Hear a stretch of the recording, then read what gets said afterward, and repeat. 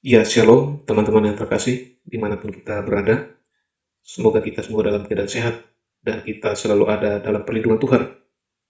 Ya, puji Tuhan, teman-teman, kita kembali lagi di channel ini, untuk kita mendengarkan sebuah kesaksian yang sangat menginspirasi, dan sangat luar biasa.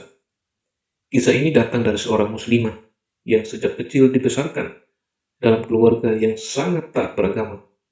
Bukan hanya berasal dari keluarga yang religius, ia juga merupakan putri dari seorang ustadz, sekaligus imam masjid yang sangat dihormati dan disegani oleh masyarakat di sekitarnya. Sejak masa kanak-kanak, ia dididik dengan ajaran agama yang kuat dan diajarkan untuk memegang teguh keyakinan yang diwariskan keluarganya. Tidak pernah terlintas dalam pikirannya bahwa suatu hari hidupnya akan mengalami perubahan yang begitu besar. Namun di tengah perjalanan hidupnya, serangkaian peristiwa yang tidak pernah ia bayangkan membuatnya mulai mencari jawaban atas berbagai pertanyaan yang selama ini tersimpan di dalam hatinya. Pencarian tersebut membawanya kepada perjumpaan pribadi yang mengubah hidupnya untuk selamanya. Setelah melalui pergumulan, ketakutan, air mata, dan berbagai pertentangan batin, ia akhirnya mengambil keputusan yang sangat berat dan berisiko, yaitu percaya kepada Tuhan Yesus Kristus sebagai Tuhan dan Juru Selamat dalam hidup. Ya, teman-teman yang terkasih dalam Tuhan Yesus Kristus, bagaimana perjalanan rohaninya? Apa yang membuat putri seorang ustadz dan imam masjid berani mengambil keputusan besar dalam hidupnya? Dan tantangan apa saja yang harus ia hadapi setelah memilih mengikuti Kristus? Oleh karena itu, mari kita sama-sama saksikan kesaksian sampai selesai. Kiranya melalui kisah ini kita diberkati, iman kita dikuatkan, dan pengingat bahwa Tuhan mampu menjangkau siapa saja dengan kasih-Nya yang luar biasa. Mari kita sama-sama saksikan video selengkapnya. Selamat menonton, Tuhan Yesus memberkati.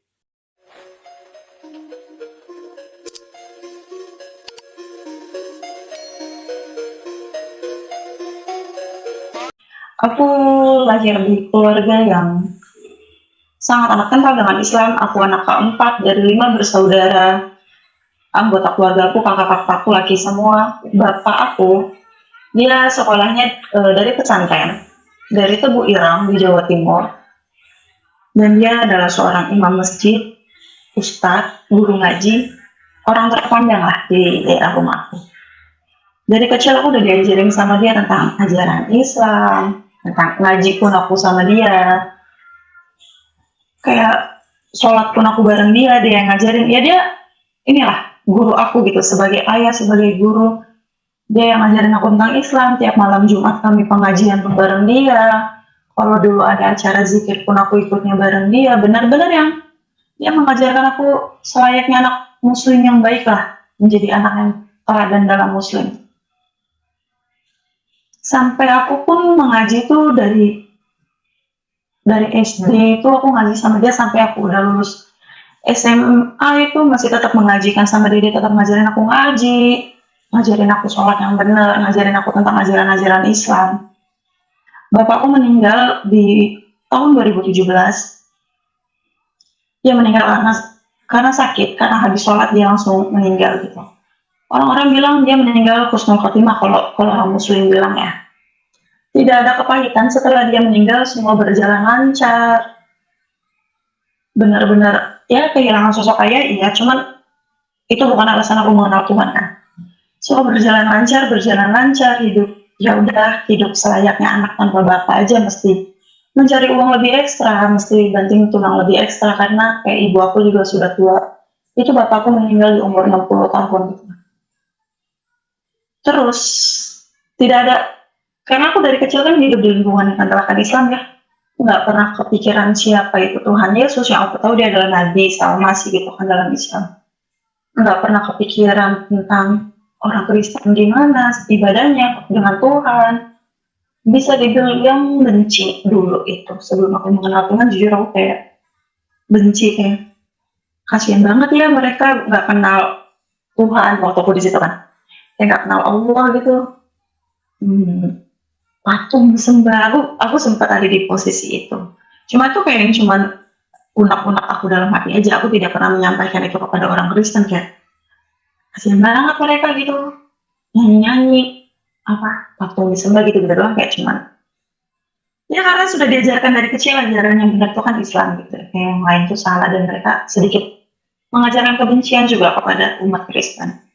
Sampai akhirnya di tahun 2021, aku baru mengenal Tuhan itu di 2021, dan aku pun masih bertumbuh, masih harus banyak belajar. Sampai akhirnya di 2021 bulan Juli, nggak lagi ada di titik terendah dalam hidup, nggak lagi struggle sama hidup, nggak lagi kecewa sama Tuhan yang sebelumnya gitu. Hidup lagi baik-baik aja, lagi anteng-anteng aja, lagi damai, bisa dibilang lagi baik-baik aja. Tiba-tiba suatu malam kayak aku kepikiran, aku nggak tahu ya, mungkin ini Roh Kudus atau mungkin orang di luar sana yang ngiranya aku kayak bohong atau aku cuma buat omongan, cuma ini yang aku rasain.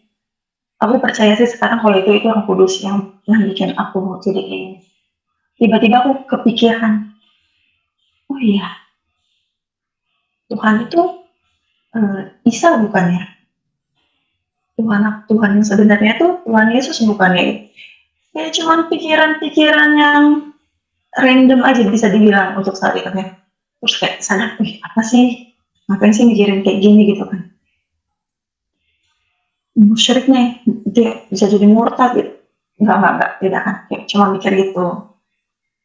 Habis dari situ dibikin enggak tenang. Di malam itu juga dibikin enggak tenang, dibikin deg-degan. Kayak kita lagi dikejar sesuatu tapi nggak tahu dikejar sama siapa.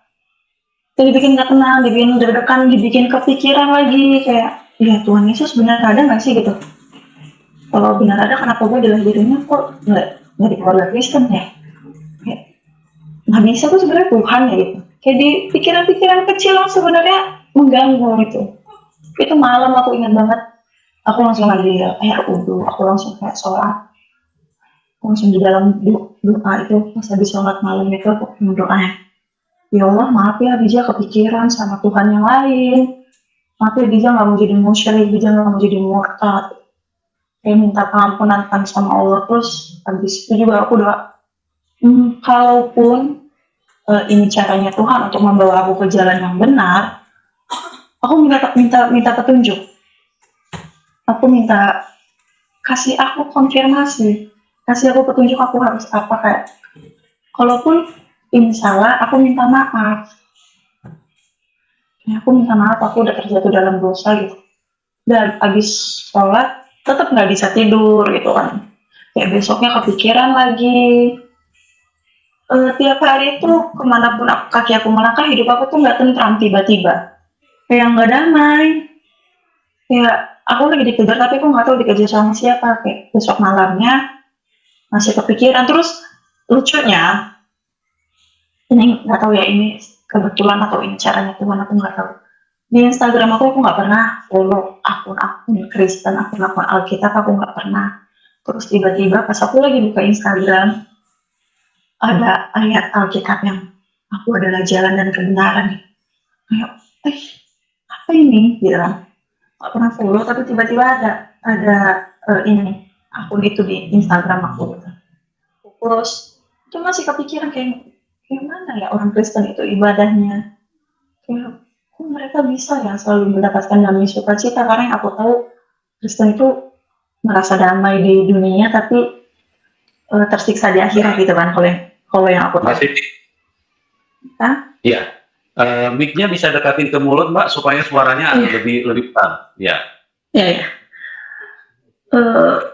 Terus kayak malam kedua setelah aku melihat Instagram itu, dibuat kepikiran lagi, dibuat nggak nyaman hidupnya, dibuat nggak tenang, kayak kita lagi kayak deg-degan gitu Pak. Aku nggak tahu ya, itu yang aku rasain.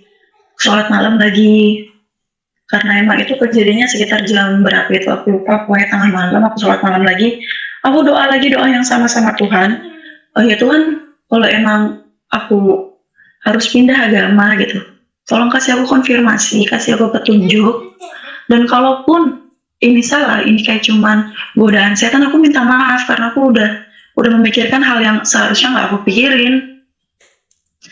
Habis sholat tetap nggak bisa tidur, kayak tetap dibuat kepikiran, dibuat nggak nyaman, kayak apa ini gitu, nggak tahu.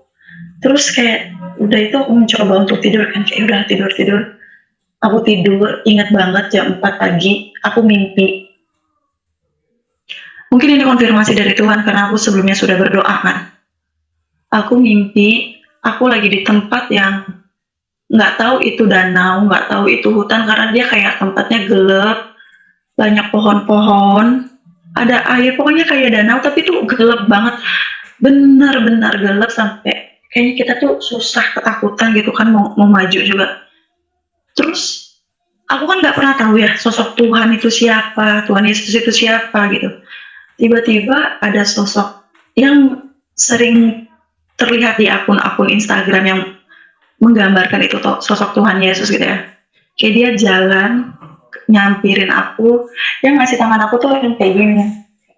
Dia nggak ngomong apa-apa, dia nggak, cuman dia senyum, dia ngasih tangannya ke aku. Dan itu tuh yang benar-benar tadinya kan gelap, itu gara-gara dia datang, benar-benar yang cerah, dianya tuh yang bersih, cerah, bersinar kayak aku nggak tahu, aku merinding kalau ingat itu. Ya apa ya, kayak yang dari gelap, tempat yang gelap, terus dia tiba-tiba datang ngasih tangannya ke aku. Terus aku langsung kebangunkan dari mimpi kayak, aduh mimpi apa nih, kenapa mimpinya kayak gini gitu. Itu ingat banget karena itu jam 4 subuh, aku langsung ambil air wudhu lagi, aku sholat untuk sholat subuh gitu kan. Kayak aku doa, Tuhan, oh ya Allah maaf ya gitu, dia mimpinya mimpi kayak gini. Padahal sebelum tidur udah doa kan, kayak maaf ya mimpinya kayak gini, aku nggak mau jadi murtad. Ya masih struggle, aku nggak mau jadi murtad, jujur aja. Kayak aku tahu ini ajaran yang benar pada saat itu kan. Nggak mau jadi murtad, nggak mau jadi musyrik, nggak mau jadi anak yang durhaka. Nah, sholat masih kerja pun dibuat kepikiran. Mulai mencari tahu, kayak mulai mencari tahu di Google, mulai download akun Alkitab di Play Store, di handphone gitu. Besoknya masih dengan hati yang gak nyaman, masih dengan hati yang gak tentram, masih dengan perasaan yang takut, yang deg-degan, kayak lagi dikejar sesuatu, aku gak tahu itu apa. Dibuat gak bisa tidur, kayak dibuat orang yang gelisah gitu kan.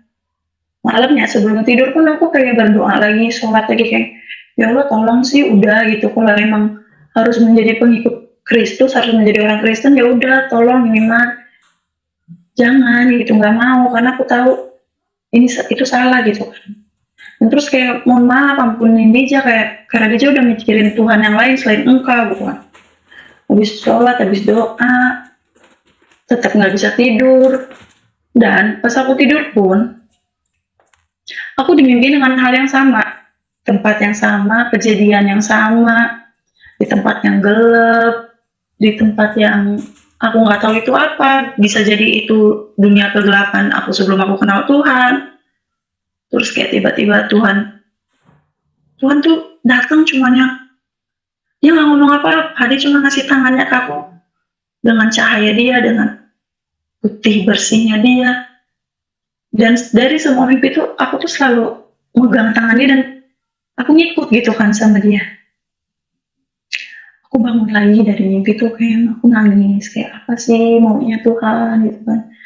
Kenapa sih Dija ini dilahirkan di keluarga Islam loh, janganlah. Dia juga lagi baik-baik aja loh, lagi nggak ada perasaan struggle apa-apa, kenapa bisa mimpinya kayak gini. Dibikin gak bisa tidur, dibikin gak tenang. Karena aku menolak kan, hati aku menolak. Aku nggak mau gitu untuk menjadi pengikut Kristus. Walaupun aku udah dimimpin 2 kali, hati aku menolak, jadi aku ngerasa nggak tenang. Tapi pada satu kejadian, hati aku yang, oke Dija, kamu sudah disentuh sama Tuhan. Kalau bisa dibilang itu aku udah dijamah sama Roh Kudus. Aku udah dipilih sama Tuhan. Mulai detik ini aku percaya Tuhan sebenarnya Tuhan Yesus, dan Tuhan Yesus itu juru selamat aku. Detik hati aku meyakinkan itu yang perasaan gelisah, nggak bisa tidur, kayak lagi dikejar-kejar, deg-degan, ketakutan, itu yang benar-benar hilang, kayak ada beban di badan aku tuh yang dicabut gitu, kayak benar-benar damai, tiba-tiba aku kayak damai, anteng, tenang, tidur pun enak. Itu aku belum tahu komunitas, aku belum tahu bagaimana cara orang Kristen beribadah. Aku cuma meyakinkan dalam hati kalau oke Dija, kamu harus menjadi pengikut Kristus karena kamu sudah dipilih sama Tuhan langsung gitu. Walaupun awalnya aku struggle kayak, aduh gimana masih struggle yang mikirin keluarga karena background bapak aku Ustadz, aku bakal malu-maluin nama keluarga aku. Tapi aku percaya pada saat itu kayak Tuhan yang ngiringin jalan aku gitu, kayak kemanapun aku pergi ya ini rencananya Tuhan. Jadi sampai pada di satu titik aku ketemu dengan teman aku, aku nggak punya teman orang Kristen sejujurnya, kayak kenal ya udah kenal gitu doang. Tapi nggak tahu kenapa tiba-tiba kami ketemu gitu. Dan pas ketemu pun omongan pertama yang keluar dari mulut aku, nama dia Savio sebelum ini, kayak Savio, gue mau deh belajar agama lu. Dia kaget kan, ngapa lu, udah lu belajarin aja agama lu yang benar baru belajar agama gue. Karena di pikir dia aku cuma kayak pengen belajar dan pengen tahu. Biasalah kepo-keponya orang Islam dulu sama orang Kristen kayak mana, kepo-kepo yang abis itu ya gitulah. Cuman nggak mau, kata aku maunya belajar, aku pengen tahu lebih dalam sama Tuhan gitu. Dia pikir aku bercanda. Sampai pada pertemuan kedua tiba-tiba kami kayak sama-sama mau ketemu. Di situ aku cerita tentang hidup aku yang dibuat nggak tenang, dan puji Tuhannya aku ditemuin sama dia ngebawa aku di suatu komunitas yang bikin aku bertumbuh, berkembang, aku mengenal Tuhan. Dan ketika aku memikul salib pun komunitas itu tetap ada, dan penyertaan Tuhan itu luar biasa banget bahkan ketika aku lagi memikul salib. Singkat cerita, aku masih diam-diam dari keluarga aku masih tetap pakai jilbab, kerja pun aku masih pakai jilbab. Keluarga aku belum tahu aku punya Alkitab, keluarga aku belum tahu aku menjadi orang Kristen. Sampai suatu malam, tiba-tiba keluarga aku di salah satu kota di Bandar Lampung itu meninggal. Jadi malam-malam aku harus ke sana itu, dan aku lupa kunci kamar aku. Aku punya Alkitab pemberian dari kakak rohani aku.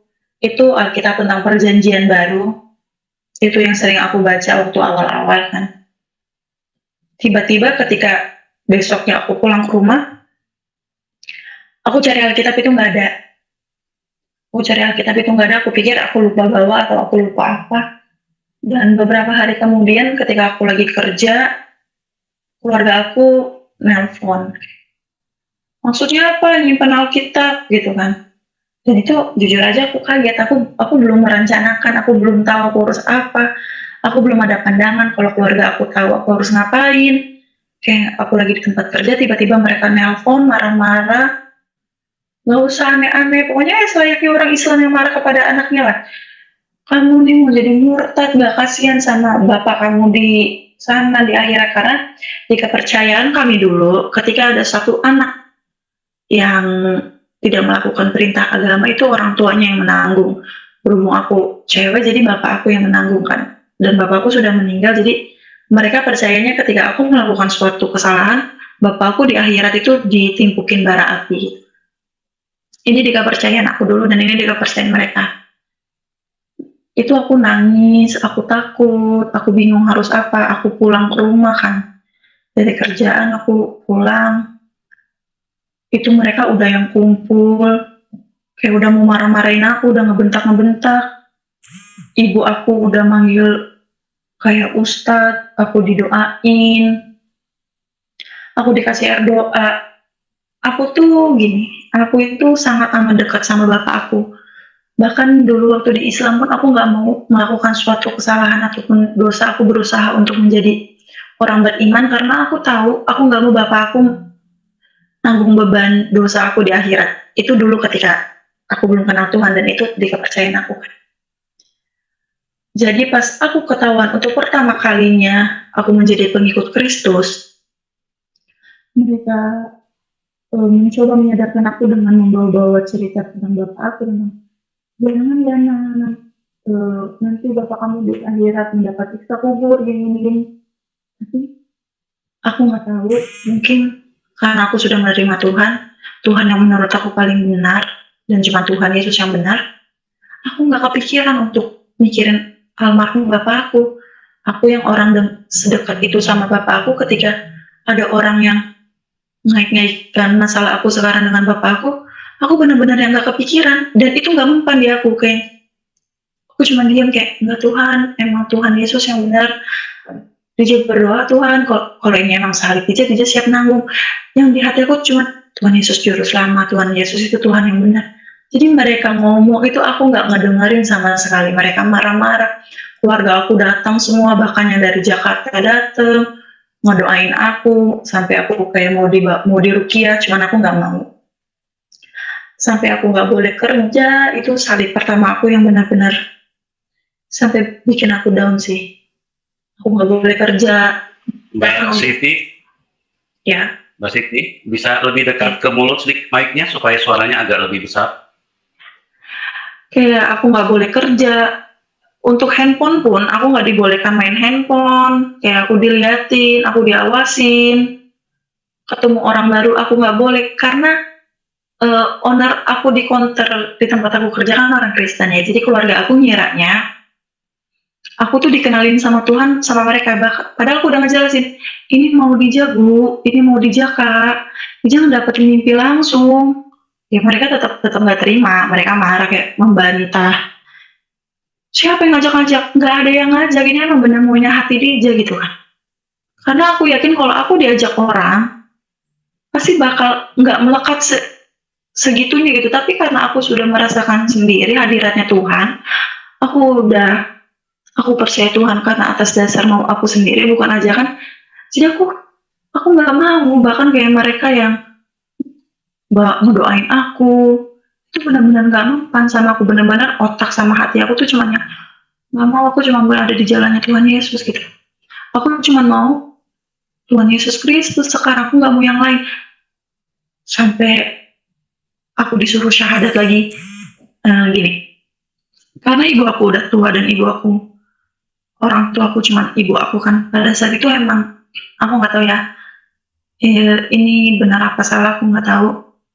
Kayak ketika udah suasana udah benar-benar yang keruh kacau, sampai kakak aku nangis-nangis, ibu aku nangis-nangis, saudara aku semua nangis-nangis. Di situ emang hati aku masih menolak untuk nggak mau, karena aku maunya jadi pengikut Kristus. Aku nggak tahu, ketika aku ngeliat ibu aku udah sedih, nangis, sampai kayak mau pingsan, sampai ya hati aku hancur lah ngeliat itu sejujurnya. Jadi ketika mereka nyuruh aku Islam lagi tuh, aku kayak, ya udah deh iya. Tapi di hati akunya enggak. Di hati aku tetap Yesus Kristus itu sebagai juru selamat aku. Jadi kayak, yaudah ayo kita syahadat lagi ya, nah gitu. Kayak yaudah iya. Tapi itu cuma di mulut. Tapi di hati aku tetap, Tuhan aku Tuhan Yesus Kristus juru selamat aku gitu. Bahkan ketika mereka ngasih aku air doa, itu pun Bismillah nak. Tapi aku di hati aku tetapnya, dalam nama Tuhan Yesus aku minum minuman ini, Kau yang mengkuduskan, Kau yang menjaga aku gitu. Aku tetap doa, bahkan aku disuruh sholat pun aku melakukan gerakan itu. Aku nggak tahu ini sebenarnya benar apa salah, cuman di hati aku tetap yang doanya tuh kepada Tuhan. Iman hati sama keyakinan aku tetap tertujunya sama Yesus Kristus. Kayak yang ayo kita sholat lagi, udah ngaji gitu pun hati aku nggak di situ sejujurnya. Aku melakukan itu karena aku tidak mau memperkeruh suasana. Dari kejadian situ, salib yang aku pikul makin banyak, kayak dari pekerjaan, aku dikucilin, dihina karena aku kerjanya di mall. Aku dihina sama beberapa orang, aku dijelek-jelekin, aku dimusuhin sama teman baik aku. Sampai kayak teman-teman aku pada keluar dari WhatsApp grup, kayak mereka, kayak aku Cina lah. Aku dimusuhin, aku dikucilin. Sampai ada teman aku yang menyumpahi aku untuk ibu aku meninggal aja biar dia tuh sadar hal yang dia lakuin salah. Sampai segitunya, nggak punya teman. Cuma di hati aku gini, struggle banget karena aku kaget kan. Karena perjalanannya juga cepat, dari Juli aku kenal Tuhan, aku langsung ketahuan, aku langsung memikul salib, itu cepat banget, nggak ada jeda kan. Cuman aku yakin sama Tuhan kayak, Tuhan, ini salib pertama Dija. Jadi apapun yang bakal terjadi, ya ini atas kehendak kamu dan kamu nggak akan meninggalkan aku. Jadi walaupun aku dimarahin keluarga aku, dibenci keluarga aku dihina-hina keluarga aku bahkan sempat kayak, ya udah coba lu udah tahu nih tentang Injil, tentang Alkitab, coba lu ngomong, siapa tahu lu bisa masuk keluarga Kristen. Aku tahu itu maksudnya ngejek keluarga aku yang ngomong kayak gitu. Itu aku cuma kayak bisa diam. Aku dihina-hina temen aku dibully, aku dikucilin. Aku siap, karena emang ini salib pertama aku. Udah gitu, aku ngerasa sendiri. Jujur aku nggak ngerasa sendiri, karena aku yakin Tuhan ada sama aku, walaupun aku mikul salibnya nggak sendiri. Ya, aku mikul salibnya bareng-bareng Tuhan. Dan yang aku ingat, ya Tuhan aja ditolak kan di tempat dia lahir. Tuhan aja ditolak ketika dia sedang memberitakan kebenaran. Jadi apapun yang aku lakukan, aku tahu ini terjadinya atas kehendaknya Tuhan. Seiring berjalannya waktu, aku mulai berani untuk memberitahu teman-teman kayak, ya Dija yang sekarang Kristen, kenapa gitu. Ini aku mulai memberanikan diri untuk karena aku nggak mau bersembunyi terlalu lama. Jadi aku mulainya dari lingkungan teman, karena jujur kalau untuk di lingkungan keluarga aku belum berani kan. Kayak masih harus banyak yang aku persiapkan kalau itu terjadi gitu. Di lingkungan teman aku mulai berani, kayak aku dibully, aku dikucilin tuh kayak, ya kenapa sih gitu. Ini kan jalan hidupnya aku. Kalian nggak akan ngerasain karena kalian nggak ngerasain. Kalian nggak akan tahu karena kalian nggak ngerasain. Kayak mereka menghina aku berjumpa dengan Tuhan itu adalah mimpi, kembang tidur, itu adalah setan, itu adalah hayalan. Kayak aku yang, ya udah nggak apa-apa gitu, aku cuma yang diam, nggak apa-apa. Cuman aku mulai sedikit-sedikit speak up ke teman-teman aku kalau ini jalan yang aku pilih. Beberapa teman-teman sudah pada tahu, dan puji Tuhannya mereka sudah mulai bisa menerima aku kembali gitu. Bahkan orang yang menyumpahi untuk ibu aku meninggal pun kami sudah mulai dekat lagi, dan dia sudah mulai, ternyata jalan yang Dija ambil itu nggak salah loh. Karena jujur aja dulu itu aku orangnya yang sangat amat kasar, pergaulan aku nggak benar, ya kenakalan-kenakalan gitulah. Tapi semenjak aku mengenal Yesus Kristus, puji Tuhannya, kayak dari pola berbicara aku sama teman itu berubah, kayak lebih banyak, kayak ada, kalau aku mau berbicara kasar itu kayak ada roh yang jaga jangan dah gitu. Itu aku percaya itu Roh Kudus kan yang menghalangi. Kayak mereka tuh, oh iya ya, berarti jalan yang Dija ambil itu benar. Dengan Dija menjadi Kristen, Dija jadi pribadi yang sangat berubah nih sekarang, jadi pribadi yang jauh lebih baik. Sampai akhirnya aku lagi bertumbuh, aku lagi berkembang, aku lagi mencari tahu banyak tentang Kristen, aku lagi belajar banyak, sampai akhirnya kan aku udah punya Alkitab baru ya, karena jadi Alkitab aku itu aku taruh di lemari paling belakang, di belakang bed cover, yang itu nggak akan ketahuan kalau kamu nggak buka bed covernya, kamu bongkar lemarinya, kamu nggak akan tahu kan. Sampai akhirnya, karena setelah kejadian aku ketahuan yang pertama dengan keluarga aku jujur udah nggak punya privasi. Kayak kamar aku sering dicek, takut aku masih nyimpen, bahkan kayak catatan-catatan kecil di tembok itu dicabutin. Ya benar-benar yang nggak punya privasi. Kamar nggak boleh dikunci. Sampai akhirnya ketika aku lagi kerja, keluarga aku, kakak aku, terutama dia yang nemuin ada Alkitab di dalam lemari aku, dan dia langsung WhatsApp. Tapi karena aku sudah mengimani, aku sudah yakin sama Tuhan, aku menyerahkan seluruh hidup aku sama Tuhan. Pas kejadian kedua aku ketahuan, aku benar-benar yang nggak nangis, aku benar-benar nggak sedih, aku benar-benar nggak takut, aku cuman yang, aku percaya ini jalannya Tuhan untuk aku memberitahukan kepada mereka gitu. Kayak iya itu punya Dija gitu. Ya itu Alkitab Dija, kenapa? Mereka marah kayak, ngapain masih nyimpan-nyimpan kayak ginian? Buang aja kata dia, apa mau dibakar gitu. Dija Kristen loh sekarang, aku udah berani ngomong gitu. Dija Kristen loh sekarang, kenapa sih? Dija nggak jual diri, Dija nggak maling, Dija nggak narkoba, Dija cuma milih jalan yang menurut Dija benar. Itu mereka tetap nggak bisa terima. Cuman ada kemajuan di hati aku kalau awal aku bersembunyi, kalau di awal aku pura-pura menjadi Islam lagi, tapi sekarang aku benar-benar yang nggak mau. Aku maunya mereka tahu kalau aku menjadi pengikut Kristus, walaupun mereka nggak bisa menerima sampai detik ini. Sampai kata ibu aku, sampai aku diusir, kayak waktu yang pertama pun aku diusir, yang kedua aku diusir dari rumah, kayak ya udah pergi aja dari rumah ini kalau kamu masih mau menjadi pengikut Kristus. Sedih karena ya sedih sebagai anak sama keluarga. Cuman aku yakin ini jalannya Tuhan, aku nggak akan diusir beneran kok.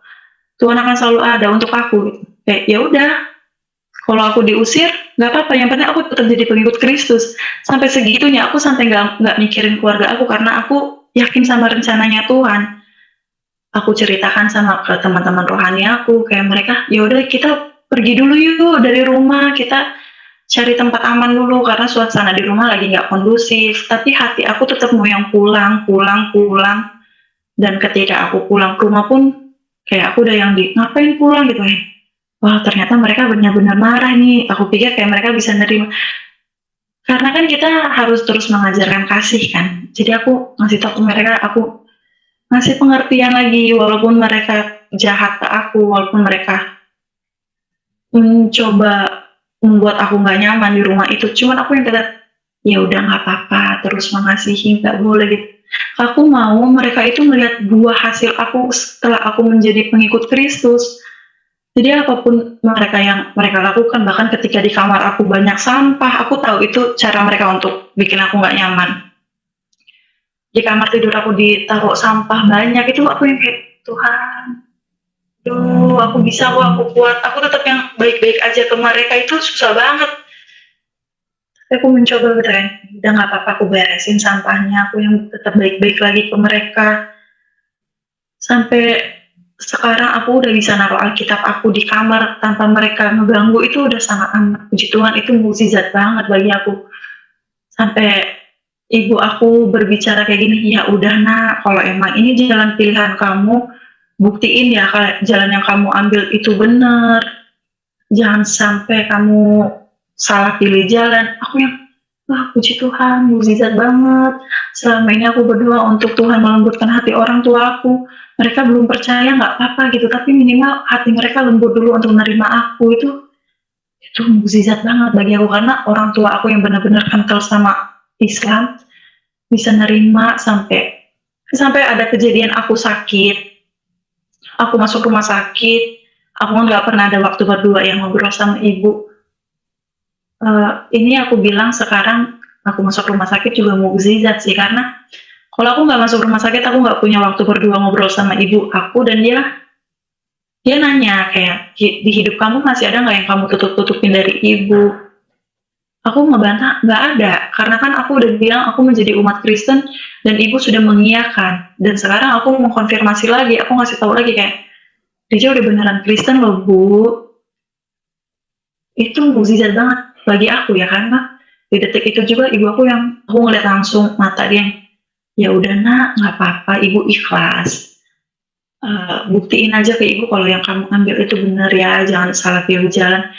Itu aku yang lagi sakit, lagi di opname, lagi di infus di rumah sakit, itu yang kayak terima kasih Tuhan, Engkau telah mengizinkan aku sakit, Engkau telah mengizinkan aku masuk rumah sakit, karena kalau nggak gini aku nggak punya waktu untuk berbicara berdua gitu sama ibu aku. Sampai detik ini ketika aku worship di rumah pun, aku sudah mulai bisa worship, mereka udah mulai yang biasa aja. Aku tahu mereka masih yang berusaha membawa aku untuk kembali ke Islam, cuma mereka sudah mulai sedikit menghargai. Kayak aku lagi baca Alkitab, aku nggak perlu sembunyi-sembunyi. Alkitab aku nggak perlu aku sumputin. Aku worship nggak perlu pakai bahasa Inggris lagi, karena dulu aku setiap mau worship, aku selalu nyari lagunya tuh yang bahasa Inggris, karena aku nggak mau keluarga aku ngedengar ada nama-nama Tuhan, nama Yesus di situ kan. Cuman sekarang aku udah bisa worship pakai bahasa Indonesia di dalam rumah, di dalam kamar. Mereka yang udah bisa sedikit menerima, itu penyertaan Tuhan banget. Karena kalau bukan karena Tuhan, aku nggak akan kuat sampai detik ini gitu. Karena struggle-nya bagi aku untuk menghadapi keluarga aku sendiri yang aku hampir diusir 2 kali itu penyertaan Tuhan tuh luar biasa. Kayak Tuhan melembutkan hati keluarga aku dikit demi sedikit, itu udah yang Tuhan terima kasih, Tuhan Yesus itu baik banget. Bahkan aku tuh, ini mukjizat lagi sih, aku tuh punya mental issue kan, kayak dari kecil aku kecil pernah dapat pelecehan seksual. Keluarga aku nggak ada yang tahu, dan pelecehan itu dilakukan sama orang terdekat dalam hidup aku. Setelah dari situ aku merasa seperti orang gila, kayak aku beberapa kali mencoba untuk bunuh diri. Dari kecil aku sudah mulai minum ini, minum itu, karena aku merasa hidup aku sudah nggak benar gitu kan. Kayak aku udah dilecehkan. Jadi aku mencoba untuk beberapa kali bunuh diri, sampai sampai masuk rumah sakit pun udah pernah karena aku mencoba untuk bunuh diri. Dan keluarga aku nggak ada yang tahu itu benar-benar tekanan buat aku, itu tuh benar-benar struggle sama hidup aku. Beberapa kali aku selalu menyakiti diri aku kayak dengan cara menyilet badan aku sampai ke berdarah atau apa. Sampai teman dekat aku tuh tahu kalau aku nggak sehat, otak aku nggak benar gitu. Nyampe yang beberapa kali mau berobat ke dokter, mau ke psikiater, psikolog, itu aku selalu yang kayak aku nggak apa-apa gitu. Aku menikmati proses aku menyakitkan ini gitu. Tapi setelah aku kenal Tuhan Yesus ada di hati aku tahu di badan aku ini adalah bait Allah gitu. Aku nggak boleh ngerusakin. Ini ada bait Allah di sini, aku nggak boleh menyakiti gitu. Tanpa perlu aku berobat, tanpa perlu aku ke psikiater, tanpa perlu aku ke psikolog, mental issue itu udah yang benar-benar hilang. Aku udah nggak pernah nyakitin diri aku udah nggak pernah mencoba untuk bunuh diri, karena setiap ada orang yang kecewa sama hidup aku, kayak di pertemanan, tiba-tiba ada satu orang yang kecewa sama aku, itu aku langsung yang merasa, aduh lu nggak guna banget hidup lu gitu, ngapain lu guna, mending lu mati aja gitu. Itu aku langsung kayak mencoba untuk bunuh diri. Aku udah dari kecil itu aku lakukan dari aku kecil sampai beberapa bulan kemarin gitu. Tapi setelah aku kenal Tuhan yang benar, hati itu damai. Tiap hari yang aku rasain damai. Kemana kaki aku ngelangkah, damai sukacita itu ada. Aku nggak pernah khawatir sama hidup. Aku udah nggak pernah nyakitin hati diri aku udah nggak pernah mencoba untuk bunuh diri. Kayak aku merasa ada satu sosok yang ngejagain aku. Kayak dulu waktu aku belum mengenal Tuhan tuh hidup aku bisa dibilang selalu nggak tenang. Kayak aku bahkan berburuk sangka sama Tuhan aku sebelumnya, kayak sama waktu aku di Islam tuh aku berburuk sangka kayak besok apa lagi nih yang terjadi nih gitu. Kayak benar-benar nggak tenang.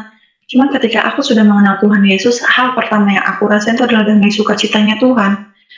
Kayak aku nggak perlu khawatirin apa-apa, Tuhan bekerja atas hidup aku, apapun yang terjadi Tuhan yang berkehendak. Kalaupun aku mendapat suatu kesusahan, Tuhan itu akan nangkep aku, Tuhan gak akan ninggalin aku di dasar gitu. Yang ini damai ini yang aku cari, damai ini yang dulu nggak pernah aku rasain. Dan aku bersyukur banget sama Tuhan karena Tuhan udah milih aku, Tuhan udah hadir di hidup aku. Karena yang aku tahu sekarang kayak nggak semua orang Kristen itu bisa berjumpa sama Tuhan gitu. Kalau dulu aku selalu menyalahkan kadang kayak, kenapa ya Tuhan milih gue di keluarga ini gitu, waktu aku struggle memikul salib.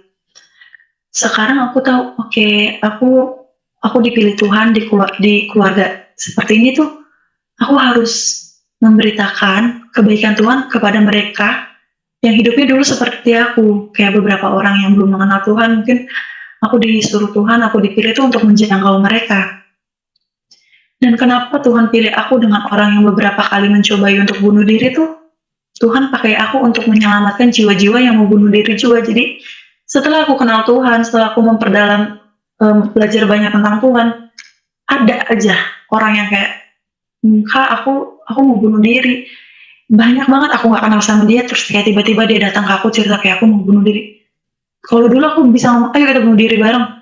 Sekarang aku bisa, jangan, kamu belum kenal Tuhan loh, ada Tuhan yang selalu nunggu kamu, jangan gitu, kayak kamu hidup itu punya arti. Kayak aku bisa menenangkan hati aku sama hati orang-orang yang di luar sana lagi nggak baik-baik aja. Kalau dulu aku mikir, kenapa Tuhan milih aku ya Tuhan, aku nggak sanggup, aku nggak kuat.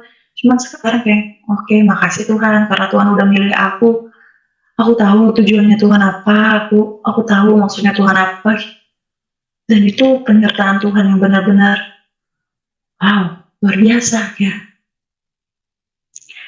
Apapun yang terjadi di hidup aku udah nggak pernah khawatir karena ya burung-burung di luar sana aja dirawat dan dijaga, apalagi aku anaknya gitu kan.